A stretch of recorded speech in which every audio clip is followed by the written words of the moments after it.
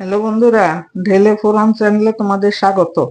আমি আজকে রান্না করে দেখাবো আমুদি মাছের চচ্চড়া। তো দেখো, আমি এখানে 250 মতো আমুদি মাছ নিয়েছি, আর পরিমাণ মতো হলুদ, লঙ্কা গুঁড়ো পরিমাণ মতো, আর একটুখানি পরিমাণ মতো নুন দিয়ে রেখেছি। মাছগুলো আমি এবার মেখে নেব। আর আমার আজকের এই চচ্চড়া প্রথম থেকে শেষ পর্যন্ত দেখো, আমি কি কি মশলা আমি ব্যবহার করব আর কিভাবে রান্নাটা করব। তোমরা পাশে থাকো, দেখতে থাকো। আর এই চচ্চড়া খেতে এতটাই টেস্টি হয়, কারণ এখন শীতের দিন, বাজারে নতুন নতুন সবজি উঠেছে। এই সবজি দিয়ে, তোমার পাঁচ মিশালি সবজি দিয়ে এরকম একটা চচ্চড়া থাকলে আর কিছুই লাগবে না। তা তোমরা বন্ধুরা দেখতে থাকো। আমি এবার মাছগুলো মেখে নেব। কড়াই বসিয়ে তার মধ্যে সরষের তেল দিয়ে নিয়েছি পরিমাণ মতো, আর এইদিকে আমি মাছগুলো মেখে নিয়েছি। এবার আমি মাছগুলো সব ভেজে নেব।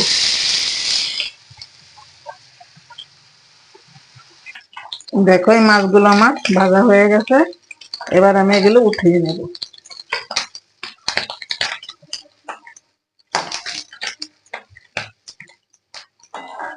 পরিমাণ মতো সরষের তেল। আর এইদিকে দেখো, আমি মূলো, ছিম, ঝিঙ্গা, তারপরে একটুখানি মিষ্টি কুমড়, বেগুন, একটা আলু, এইসব সবজি সব এইভাবে কেটে নিয়েছি, কেটে ধুয়ে রেখেছি। এবার আমি তেলের মধ্যে দিয়ে দেব কিছুটা পরিমাণ কালো জিরে। আর এইদিকে বড় একটা পেঁয়াজ আমি কুচিয়ে নিয়েছি, আর 8-10টা কাঁচা লঙ্কা আমি চিড়ে নিয়েছি। এবারে দিয়ে দেবো এগুলো। তোমরা জালটা কম বেশি করে নিও। আর আমি লাস্টে কি মশলা দেব, তোমরা প্রথম থেকে শেষ পর্যন্ত দেখো, কারণ ওই মশলাটা না দিলে কিন্তু চচ্চড়া টেস্টটাই আসবে না। এবার আমি কেটে রাখা সবজিগুলো দিয়ে দেব। বন্ধুরা, এই চচ্চড়া তোমরা যদি একবার খাও, বারবার খেতে ইচ্ছা করবে, মানে এতটাই টেস্টি হয়। আর যাকেই আমার আজকের এই চচ্চড়া রেসিপি তোমাদের ভালো লাগলে আমার চ্যানেলটা সাবস্ক্রাইব করে আমার পাশে থেকো, আর পাশে থাকা বেল আইকনে ক্লিক করে দিও এরকম নিত্য নতুন রেসিপি পাওয়ার জন্য। আর আমি দিয়ে দেবো পরিমাণ মতো হলুদ, আর দেব সামান্য একটু লঙ্কা গুঁড়ো,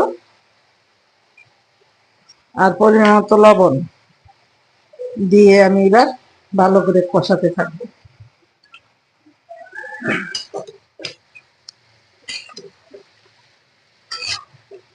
হাফ চামচ রাঁধুনি নিয়েছি, আর 1 চামচের মতো কালো জিরা নিয়েছি। এটা আমি ওই যে পেঁয়াজটা রেখেছিলাম, সেই পেঁয়াজের সাথে আমি বেটে দেবো। দেখো, সবজিগুলো আমার ভালো করে কষানো হয়ে গেছে। এরপরে আমি দিয়ে দেব ভেজে রাখা মাছ। মাছগুলো দিয়ে এবার থালাটা ধুয়ে আমি একটু জল দিয়ে দেবো। এবার এই থালাটা ধুয়ে দেখো, কিছুটা পরিমাণ আমি জল দিয়ে দিচ্ছি, দিয়ে একটু উলট পালট করে ঢেকে দেবো। মিডিয়াম আঁচে ঢেকে রাখবো।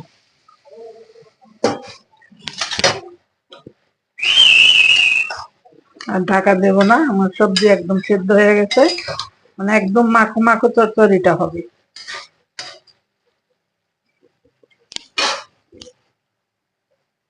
এবার আমি বেটে রাখা এই মশলাটা দিয়ে দিব, দিয়ে আর 5 মিনিটের মতো জাল করে তারপরে তোমাদের দেখাচ্ছি কতটা লোভনীয় হয়েছে।